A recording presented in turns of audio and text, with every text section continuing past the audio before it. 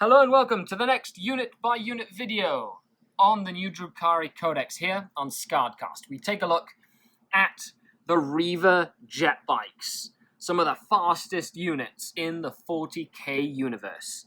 Let's begin.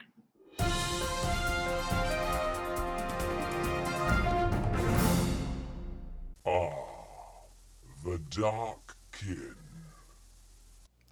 Hello and welcome to another unit-by-unit video here on SkaredCast. Today we continue to look at the Drukhari book.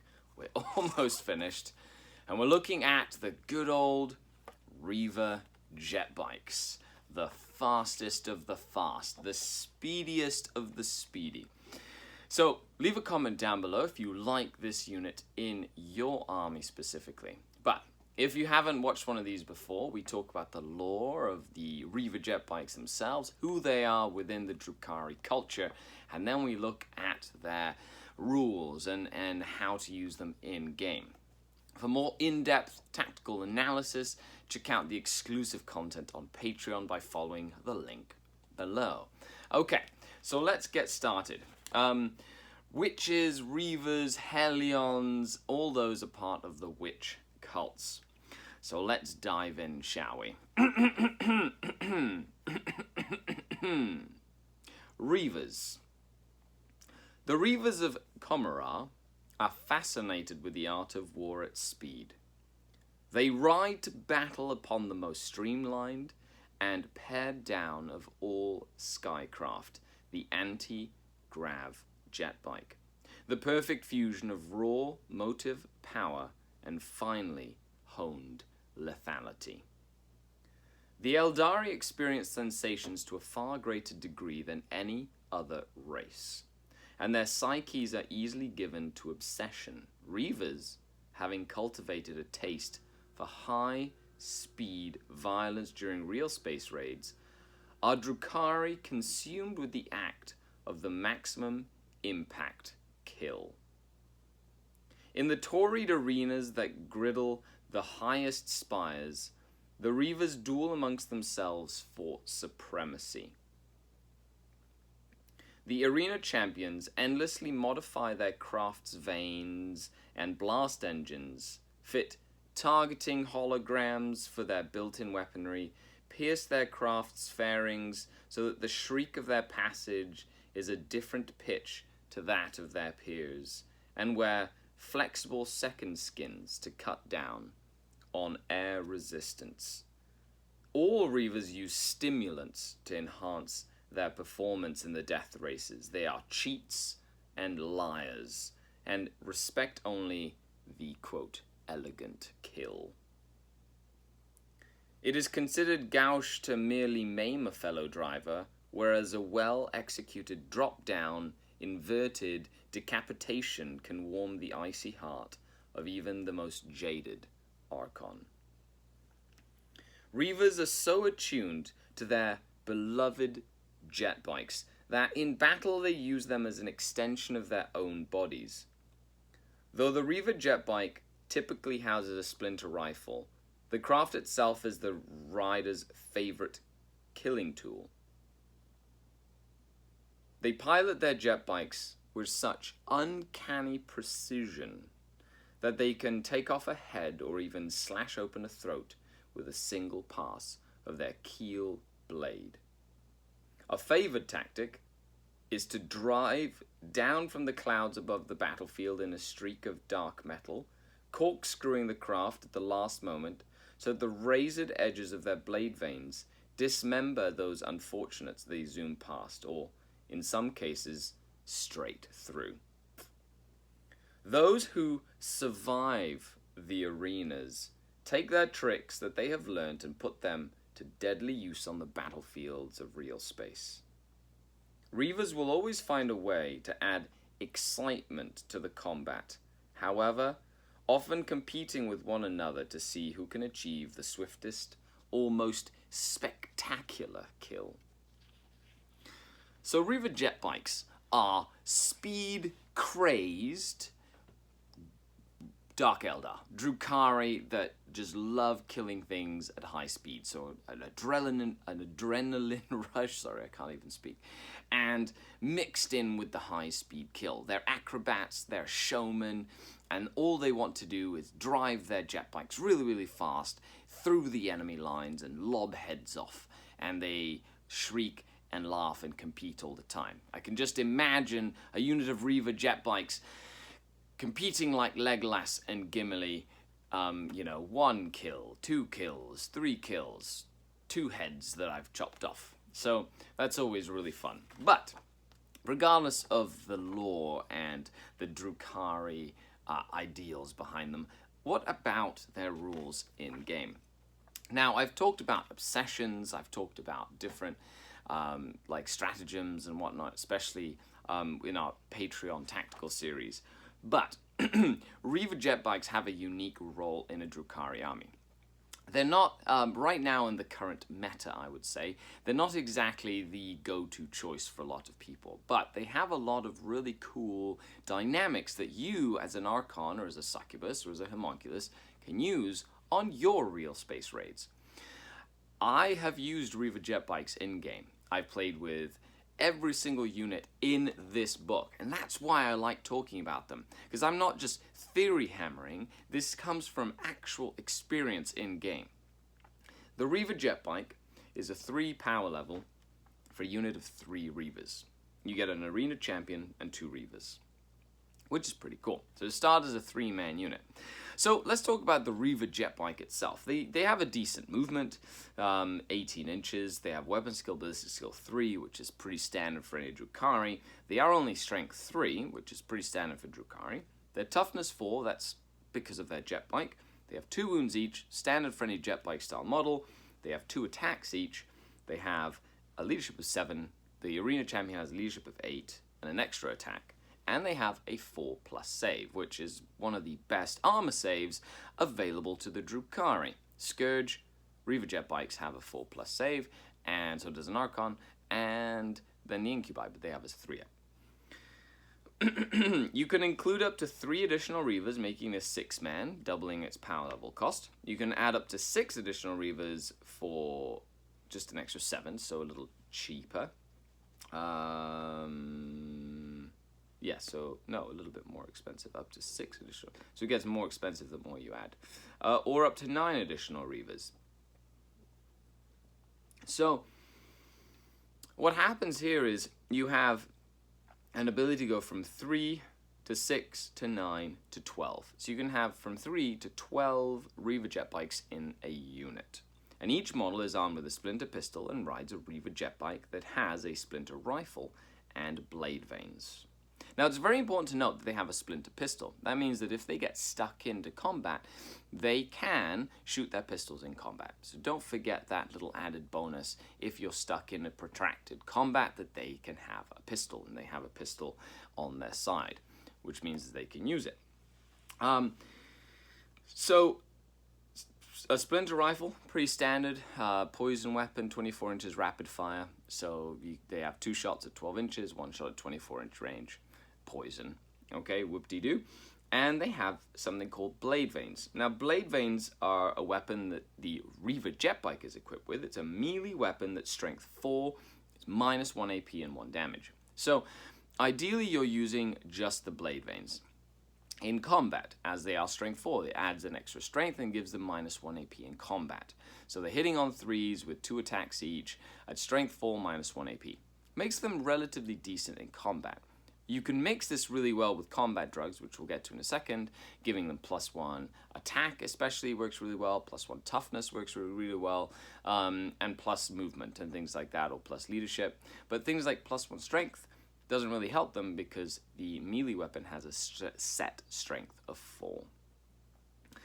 Wargear options for the Reaver Jetbikes include: the arena champion may take a power sword or an agonizer.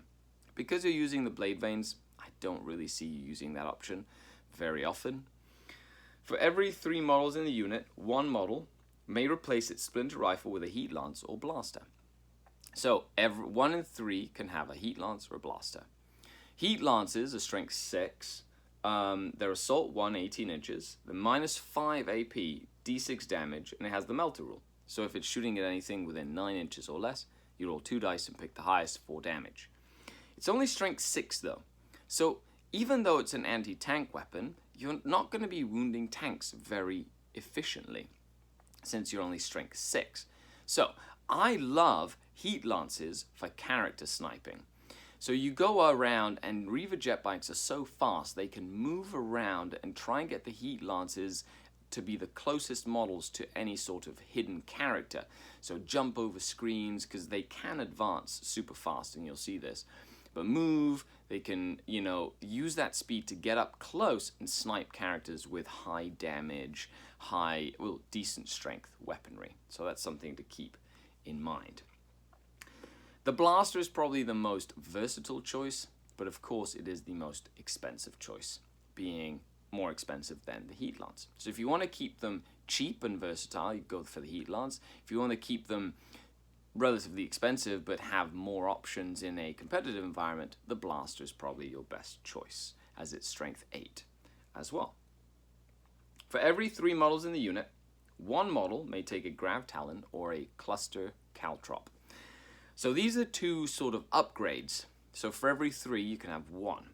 The Cluster Caltrop, you roll a d6 for each enemy unit within 1 inch of any models with a Cluster Caltrop, and that unit, if that unit falls back on a 4+, they suffer a mortal wound. So if they try and run away from you, on a 4+, you cause a mortal wound. Okay, it's pretty handy. If somebody wants to run away from your Reaver Jetbikes, they can take mortal wounds, but you only get 1 in every 3, so it's not really that useful. But you have the Grav Talon. After this unit has completed a charge move, so this is after a charge move, this is not even in the fight phase, roll a d6 for each of its models with a Grav Talon that is within 1 inch of an enemy unit. On a 4+, that unit suffers a mortal wound. Now this happens before the fight phase. It's very important to keep that in note. So what you could potentially do is charge, say, 2 units. 1 unit that has, say you have a 9-man Reaver Jetbike unit, and there's a 2-man Space Marine squad, and then there's a larger 10-man squad. So you charge both squads, and you put all your Grav Talons against the 2-man Space Marine squad, and then basically stack the other unit, charge it as much as possible. So after the charge move, you roll on a 4+ for each of the Grav Talons that were near the 2-man unit. They take a mortal wound. So say you kill them, now you can pile in and direct all your attacks on that bigger unit and don't have to waste as many attacks on the small unit. So Grav Talons are good not only to do damage, mortal wounds, as you charge into something that's really tough, like a tank or a monster, but it gives you that chance to be tactically very flexible, and it gives you control, which means you get to roll when you charge instead of having to wait for the enemy to do something to trigger it. So I prefer the Grav Talon than the Cluster Caltrop. But if you have a different notion, let me know with a comment down below. And they're not too expensive. So a unit of 9 will have 3. It's pretty cool, actually. And I usually give them to the ones that have the special weapons, because they're like that. They last longer in the unit. So let's look at their abilities. They have the Power from Pain ability, standard Drukhari rule. On turn 1, they have a 6-up Feel No Pain. On turn 2, they reroll charge and advance rolls. On turn 3, they get +1 to hit in close combat. On turn 4, they become fearless. On turn 5, enemy units within 6 inches suffer a -1 leadership bubble. The most effective for these guys are turn 2 and turn 3, which is +1 to hit in combat on turn 3 and reroll charge ranges on turn 2. They also have combat drugs. So at the start of the game, you can either roll to see what they get, or give them +2 leadership, +2 inches to movement, +1 strength, +1 toughness, +1 attack, and something else. Oh, +1 to hit in combat. Cool. If you're attacking something that has a lot of modifiers in combat, the +1 to hit might be useful. Or if you're thinking of getting them stuck in like right on turn 1. The best one, in my opinion, is +1 toughness, because it makes them toughness 5, which you can then use a stratagem to make them toughness 6 if you go second and really need them to stay alive for a turn. which is really good if you have a bigger unit of Reaver Jetbikes, makes them toughness 6. The +1 attack one is also pretty good, as it gives you more blade vein attacks. Very good if you're using it against something like Orcs or Genestealer Cult that don't have a lot of shooting at you, but you want to try and get in and do as much damage as possible in combat. But get creative and let me know what your favorite combat drug is. The last special rule they have is called Matchless Swiftness. Now this is when it advances, instead of rolling a d6, it just moves 8 inches. So let's do the math here. That's an 18-inch move and an 8-inch advance move. So this unit can move 26 inches in a turn. That's incredible. That is from one side of the table to the other. Now this gets really cool when you do something like the +2 inches to movement, and all of a sudden it moves 28 inches, or if you use an obsession such as Red Grief that allows cult units to advance and charge. So you could potentially move 26 to 28 inches and still have a 2d6 charge on top of that. Think about it for a second. How far is 26 plus a 2d6 charge inches? Which means if you need to tie something up quick, and you need to get to the enemy quick, and you know how to wrap enemy units up so that they can't fall back, Reaver Jetbike can be a very powerful tool in your real space arsenal. So faction keywords are Eldari, Drukhari, and Witch Cult. And the keywords are Biker, they have the Fly, and they are Reavers. So that's all we have for the Reaver Jetbikes. So leave a comment down below. How do you like your Reaver Jetbikes? Personally, I like using units of 9 Reaver Jetbikes with 3 Heat Lances and 3 Grav Talons. It keeps them at a decent point level, and they don't get too expensive in terms of points. But it gives them enough threat that they can withstand enough shooting. The enemy has to really focus on them, and they can go up to a flank and really do some damage or cause some havoc. Now, as bikes, they can also be webway portaled in if you want to keep them safe for a turn, or you can keep them back and use their crazy movement to get up to the enemy quickly. After all, I am Skari, your grateful host, and stay tuned for more unit-by-unit videos here on the SkaredCast channel. A huge shout out to all the Patreons to the channel. Thanks to you, I get to do this, and I cannot wait to do more. The journey to the LVO 2019 begins, and if you'd like more information, check the links in the description down below. This is Skari, your grateful host, signing off until next time. Skari out.